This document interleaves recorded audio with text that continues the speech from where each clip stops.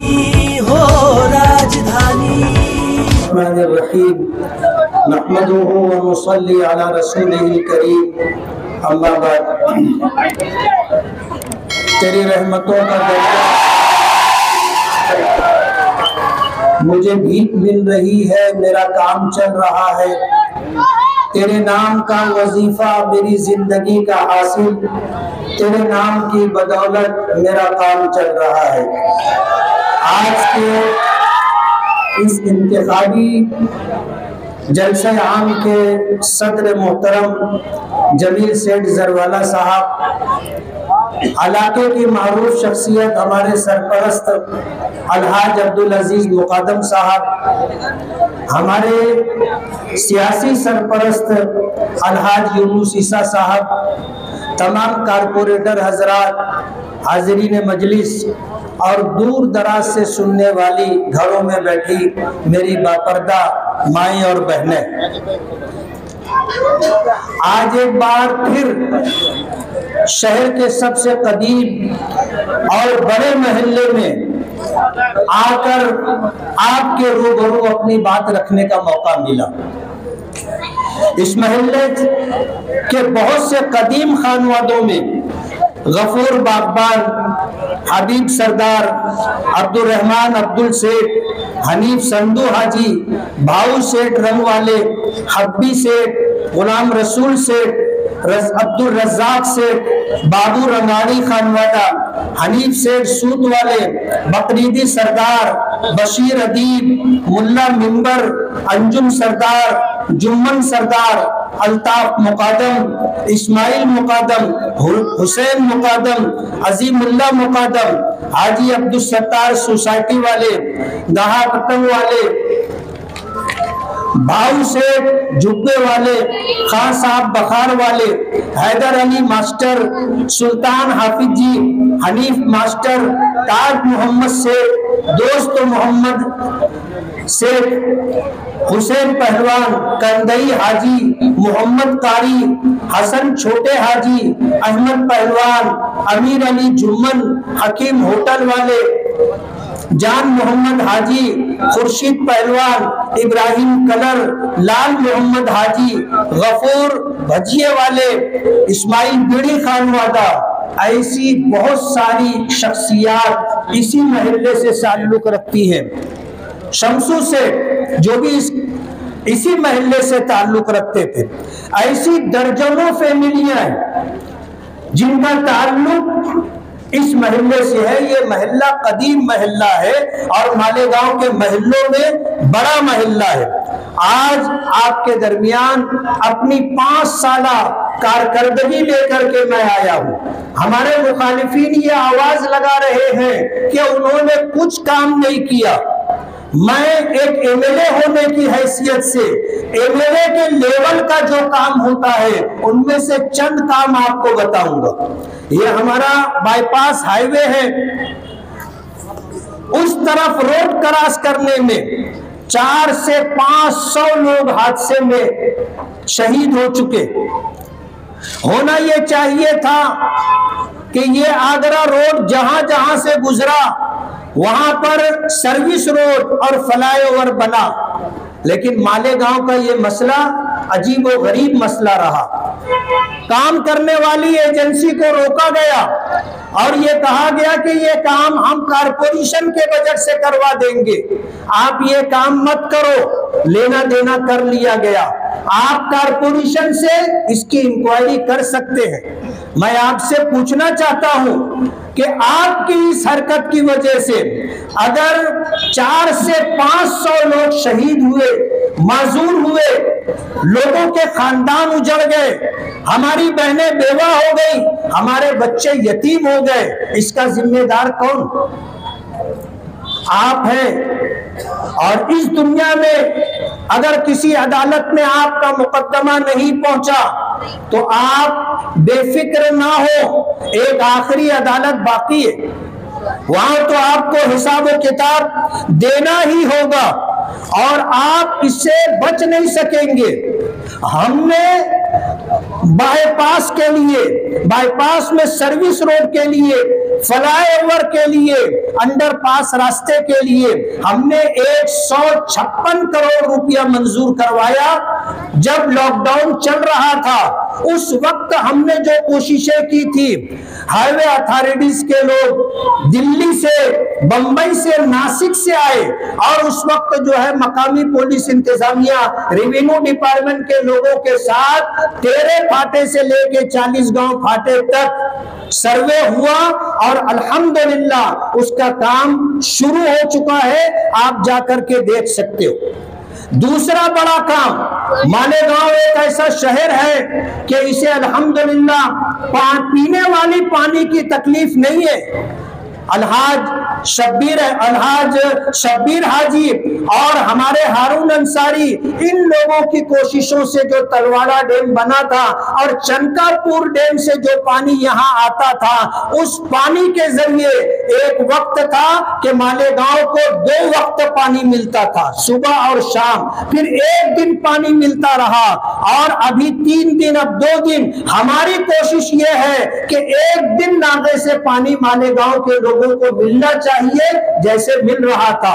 और इंशाअल्लाह आप देखोगे इलेक्शन से पहले हम 1 दिन नागे से पानी आए, ये काम हम करवा देंगे। तीसरा बड़ा काम, केंद्र सरकार से हमने अपने सिविल हॉस्पिटल के इहाते में 40 बेड का एक महिला बाल रोगनालय मंजूर करवाया था। आउटर के एमएलए इक्तदार में थे, ये हॉस्पिटल उठाकर सटाना रोड पर लेकर चले गए।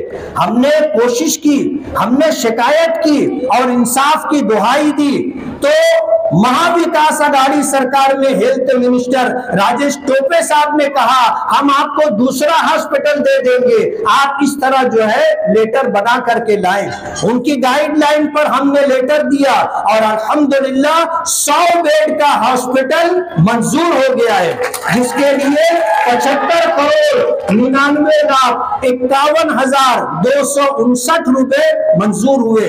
चौथा काम, किला के रहने वाले, गालिब नगर के रहने वाले और इस्लामाबाद, रसूलपुरा, मोतीपुरा के रहने वाले जो घरों में बंटवारे के बाद या मकान की तंगी की वजह से नए इलाके में जाने के लिए सोचे, तो उन्होंने बागे महमूद का इंतखाब किया। वहां पर हजरत मौलाना अब्दुल हमीद नोमानी रहमतुल्लाह अलैह के नाम से जो पुलिया बनाई गई, वो उनकी एक तरह से तौहीन और अपमान था।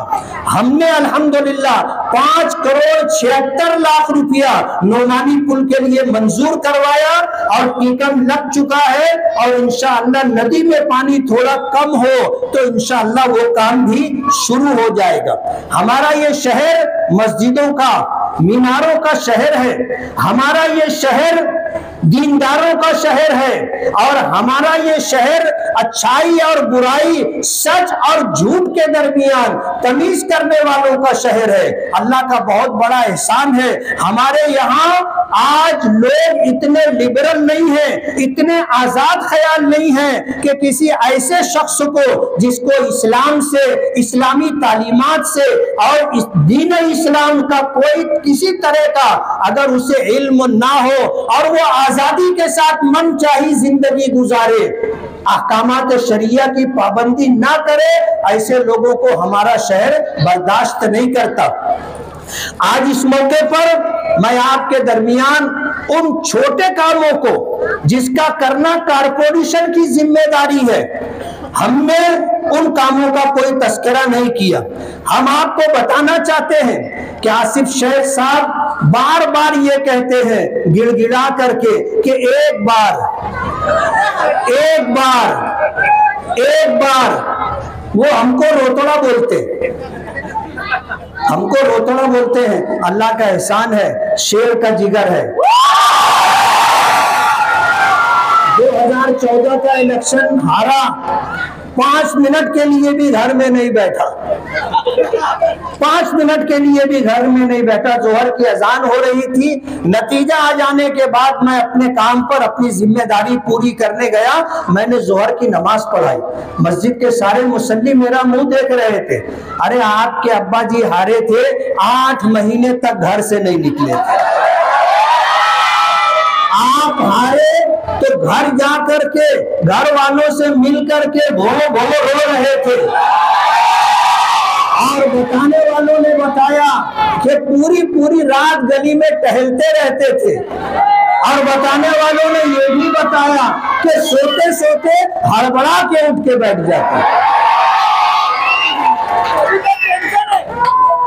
और 5 साल इसी टेंशन के साथ गुजरा है।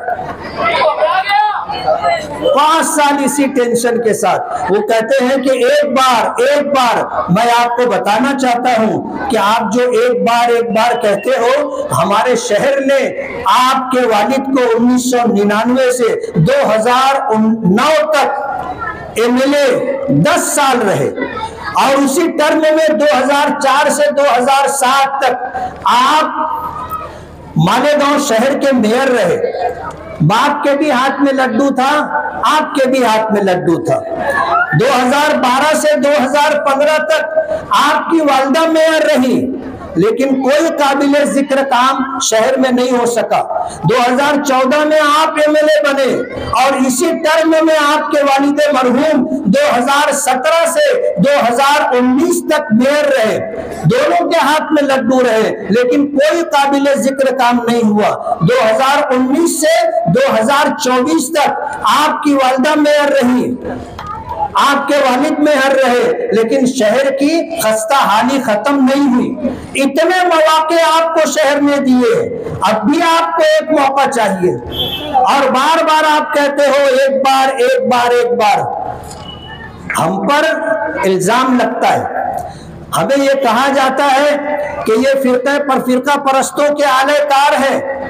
मैं आपको बताना चाहता हूं कि फिरका परस्तों के आलेकार आप रहे, आपके वालिद रहे। इक्तिदार के लिए दादा भूसे आपके साथ रहे तो तारीफ होती रही, और जब टर्म खत्म हो गया, वो अपने रास्ते तुम अपने रास्ते, तो अब दादा भूसे फिरका परस्त हो गए।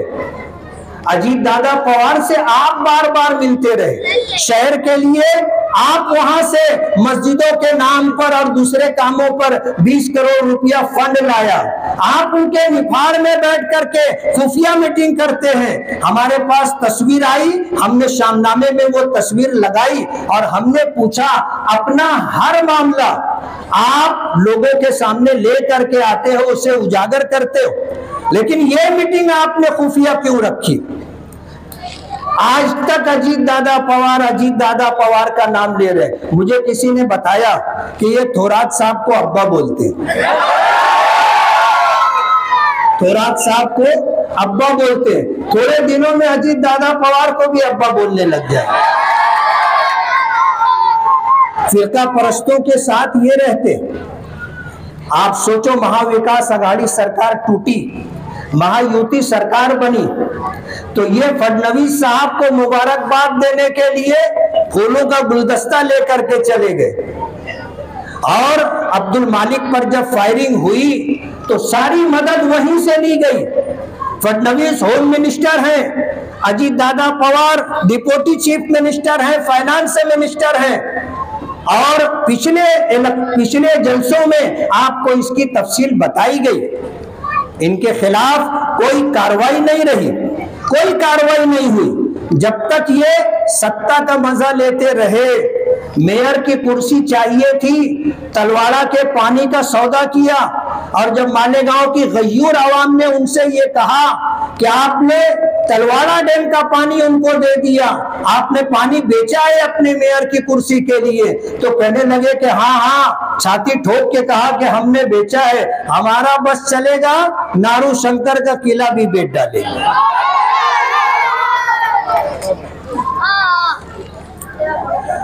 ये शहर अल्हम्दुलिल्लाह पावरलूम सिटी है, और सबसे पहला पावरलूम इस्लामपुरे में लगा था। सबसे पहला पावरलूम इस्लामपुरे में लगा, और एक दीनी इदारा हनफिया सुन्निया 1923 में इसी महल्ले के अंदर बना, जहां से पढ़ कर जाने वाले बच्चे मालेगांव और कोर्बो जवार में दीन की खिदमत करते रहे। जब ये इदारे की इमारत तंग होने लगी तो नया इदारा 2004 में बस्ती के बाहर बड़ी जमीन लेकर के बनाया गया और आज भी अल्हम्दुलिल्लाह जारी और सारी है। जब ये हनफिया सुन्निया मदरसा बन रहा था तो हमारी माँ और बहनों ने अपने हाथों की चूड़ियां, अपनी अंगूठियां, अपने कानों की बालियां इस मदरसे की तामीर में दी थी। हमारा ये शहर पहला पावर लूम यहाँ लगा था। आज अल्हम्दुलिल्लाह एक बड़ी अच्छी खासी तादाद में पावर लूम यहाँ चलता है। ये जब तक इक्तिदार में रहे कभी इन्होंने सनत का कोई भला नहीं किया, बल्कि हद कर दी कि जब सिविल हॉस्पिटल के इफ्तिताह के मौके पर सोनिया गांधी आई तो उनको ये बताया गया कि पावर लूम की वजह से 35% लोग इस शहर में बहरे हो गए। इस शहर की सनत को उजाड़ने की साजिश की जा रही थी। अल्लाह जज़ाए खैर दे, अलहाज अब्दुल अजीज मुकादम जैसे लोग, अलहाज यूसुफ इलियास जैसे लोग जो इस सनत के लिए मुसलसल जद्दोजहद और मुसलसल कोशिश कर रहे हैं सनत को नुकसान पहुंचाने के लिए। अगर आपको याद होगा तो मैं आपको बता दूं कि 2014 से 2019 तक जब तक ये यहाँ पर एमएलए रहे, साइजिंग वालों के पीछे मुसीबत लगी रही। पॉल्यूशन के नाम पर साइजिंग को खुद ही बंद करवाते थे और फिर साइजिंग मालिकान से लाखों रुपया लेकर कि ऑफिसरान को रिश्वत देना है, ये काम करते रहे। मैं पूछना चाहता हूं कि 2019 के बाद 2024 तक क्या पॉल्यूशन के नाम पर कोई ऑफिसर मालेगांव आया? यूसुफ से एक मर्तबा भी नहीं आए। हम तो कहते हैं ना कि यही टोना भी लगाते हैं और यही टोना छुड़वाते भी, यही टोना लगाते हैं और यही टोना छुड़वाते। मैं आपको ये बताना चाहता हूं कि ये शहर के हमदर्द नहीं है, इस शहर के खैरखा नहीं है, इस शहर की सनत के खैरखा नहीं है। ये हमेशा शहर की तबाही और बर्बादी का, शहर को कारपोरेशन में जा करके लूटने का काम किया। जब ये 7.5 साल का अरसा जो कारपोरेशन में इख्तिदार में बैठ करके इन्होंने सत्ता का मजा लिया, फिरका परस्तों को साथ लिया, मालेगांव में अगर ये बुनियादी सहूलियात जिसे मूलभूत सुविधा कहा जाता है, अगर ये ईमानदारी से 100 करोड़ रुपया भी खर्च करते, आज मालेगांव में एक रोड गटर बनाने के लिए हमको जगह नहीं मिलती। वो किसी ने पोस्ट चलाई कि तुमने बहुत काम किया, पूरा हसनपुरा आपने सड़क बनवा दिया, ये मोहल्ला आपने गोद ले लिया, पवारवाड़ी में आपने 40-45 गटरें बना दी, रोड का काम होना है, आप पानी पीने के पानी की पाइपलाइन डलवा रहे हैं, तो आप ऐसा करो कि एक कारपोरेटर बनकर ये काम करो। ये कारपोरेटरों का काम, ये एमएलए का काम नहीं है। तो हम उनको बताना चाहते हैं कि एमएलए का जो काम है वो हमने किया है और कारपोरेशन में जो आपका काम था आपने नहीं किया। इस शहर की आवाम इस शहर की आवाम के लिए हमें करना पड़ रहा है। ये वाकई कारपोरेशन की जिम्मेदारी है, एमएलए की जिम्मेदारी नहीं है। लेकिन अल्हम्दुलिल्लाह तकरीबन 100 करोड़ रुपया हमने कोशिश की, जद्दोजहद की, हमने हर तरह का वो तरीका इख्तियार किया जो फंडिंग के लिए लगता है, हमने इख्तियार किया, फंड मिला। आज अल्हम्दुलिल्लाह पूरे शहर में अगर कोई काम हो रहा है तो वो हमारा काम है, वो हमारा काम है। 50 करोड़ के काम हुए और 50 करोड़ के काम होना बाकी। और इंशाअल्लाह हमें आपसे उम्मीद है कि आपने अगर हमें फिर खिदमत का मौका दिया, काम करने का मौका दिया, तो इंशाअल्लाह इससे ज्यादा काम करके हम आपको देंगे। बकरीद का मौका आता था, जर्सी गाय के नाम पर मुसीबत लेके आ जाते थे, जो थोड़ा होता बहुत मामला काम था वो भी बंद हो जाता था।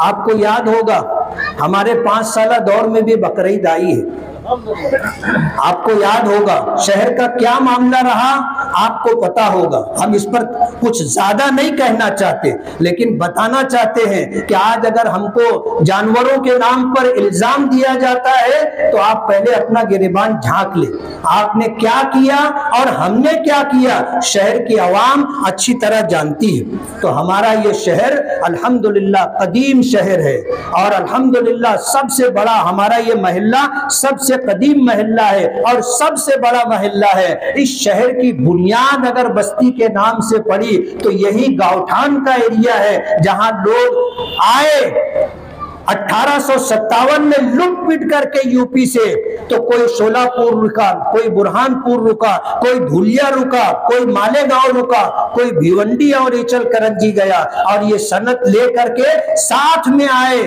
और इस सनत को ले करके अल्हम्दुलिल्लाह शहर की हर तरह की जरूरत पूरी की जाती है। मस्जिदों की तामीर का मसला हो, मदरसों की तामीर का मसला हो, मकातिबे कुरानिया की बात हो, इस महल्ले के लोग और इस शहर के मुखय्यरीन ऐसा दिल खोल करके चंदा देते हैं कि मालेगांव के लोगों को बाहर चंदा करने की जरूरत नहीं पड़ती। हमारा ये शहर पूरे हिंदुस्तान में चंदा देता है। आप देखो हमारे शहर में पूरे मुल्क से सफरा आते हैं और यहाँ के लोग उनकी दिल खोल करके मदद करते हैं, जिसकी वजह से अल्हम्दुलिल्लाह हमारा ये शहर पूरे मुल्क में जाना जाता है। हमारी अपनी एक मजहबी और मिल्ली शनाख्त है इस शहर की। हम दुआ करते हैं कि अल्लाह ताला इस शनाख्त को बाकी रखे। आज 27 तारीख मुकम्मल हो गई है, फॉर्म भरने के लिए 2 दिन बचे हैं, 28 और 29। जब हमने डिपार्टमेंट से बात की कि हम कल की तारीख में फॉर्म भरना दाखिल करना चाहते हैं, तो उन्होंने हमसे गुजारिश की कि 11 बजे दादा भुसे साहब पूरे लाव लश्कर के साथ आने वाले हैं, आसिफ शेख साहब भी फॉर्म भरने आने वाले हैं, एजाज बेग भी आने वाले हैं। आपसे हमारी ये गुजारिश है, रिक्वेस्ट है कि आप जोहर की नमाज के बाद आए। हमने कहा कोई बात नहीं, हम तो डिपार्टमेंट के लिए कोई दर्द सर नहीं बनना चाहते, हम आएंगे। ये सब जब अपने घरों को वापस हो जाएंगे, हम अपने जियाले वर्करों के साथ इंशाअल्लाह आएंगे। मैं आपसे ये गुजारिश करना चाहता हूँ कि हमारा ये इलेक्शन अच्छाई और बुराई के दरमियान है। पिछले जलसों में मेरी जुबान से कुछ जुमले, कुछ बातें ऐसी निकल गई जो मेरी जुबान से लोग सुनना नहीं चाहते। उनकी बहुत सारी बुराइयां हैं, बहुत सारी बुराइयां हैं। अगर हम उनको बयान करना शुरू करेंगे तो मुसीबत होगी। उन्हीं बातों को ले करके ये खुद रो रहे, कहते हैं कि उनके एरिया, उनके महल्ले, उनके इलाकों में उन्होंने हमको घुसने नहीं दिया, रास्ता बंद कर दिया। अरे झूठ की भी एक हद होती है। अभी खयाबान निशात चौक पे आपने जलसा लिया था। अरे झूठ बोलो तो नीट बोलो, ऐसा बोलो कि झूठ हजम हो जाए। तुम तो ऐसा झूठ बोल रहे हो। अभी मुझे किसी ने एक वीडियो क्लिप भेजी, ये आयशा नगर में खड़े होकर के लोगों को बिरादरी की दुहाई दे रहे थे और ये बता करके कि हमको उधर जाने नहीं दिया जा रहा है, हमारे नौजवानों को खुलकर काम करने का मौका नहीं मिल रहा है। हमने कब आपको मना किया? ये शहर हमारा भी है, आपका भी है, लेकिन कहते हैं ना कि आदमी जब बोता है तो उसे काटना भी पड़ता है। अब्दुल मालिक पर फायरिंग करने के बाद इनका पेशाब खता हो रहा है इधर आते हुए। खयाबान निशात चौक का जलसा था, वो इलाका पुलिस छावनी बना हुआ था। आप में खुद हिम्मत नहीं है। इन्होंने आयशा नगर में नौजवानों को, आयशा नगर में हमारी माँ और बहनों को उकसाया कि जब ये इधर आएंगे ना तो उनका घेराव करना, उनको यहाँ पर प्रचार मत करने देना। आप अच्छी तरह समझ लो, कोई हमारा रास्ता रोक नहीं पाएगा। हम आएंगे और पूरी ताकत के साथ प्रचार करेंगे। आप भूलो मत, आपने आयशा नगर में इससे पहले ये हरकत की थी कि औरतों को हमारे पीछे लगा दिया, उनके हाथों में चप्पल था और इस तरह वो हमें डराने और रोकने की कोशिश कर रहे थे। अल्लाह अलहाज यूनुस ईसा साहब की उम्र में बरकत दे। उन्होंने हमें हौसला दिया और उसके 2 दिन के बाद हमने वहां जलसा लिया। स्टेज नहीं लगाने दे रहे थे। 4 बजे दोपहर से अलहाज यूनुस ईसा साहब वहां कुर्सी लगा करके बैठे, स्टेज भी लगा, हमारा जलसा भी हुआ। हमने अपनी उन माओ और बहनों को जो चप्पल लेकर के हमारा घेराव करना चाहती थी, हमने उनको दिल से माफ किया। आज वो सब उनसे दुखी। मेरे पास वक्त नहीं है, वरना मैं आपको बताता, और इंशाअल्लाह वो सब हमारा काम करेंगी और हमें उस इलाके से भरपूर वोट मिलेगी। और जब पेटी खुलना शुरू होगी 23 नवंबर को, तो 2019 में जैसे निकल करके आप लोग भाग रहे थे, फिर इंशाअल्लाह आपको मैं आपसे गुजारिश करता हूँ, खास तौर पर अपनी माओ और बहनों से, कि 20 नवंबर को वोटिंग है। आप सुबह के अव्वलीन वक्त में नमाज पढ़कर दुआ करके आप वोट देने के लिए निकले। उस वक्त ये हंगामा करने वाले, माहौल खराब करने वाले, दादागिरी गुंडागर्दी करने वाले सब सोए पड़े रहते हैं। आप अव्वल वक्त में जा करके वोट दे दें। मेरा निशान है पतंग।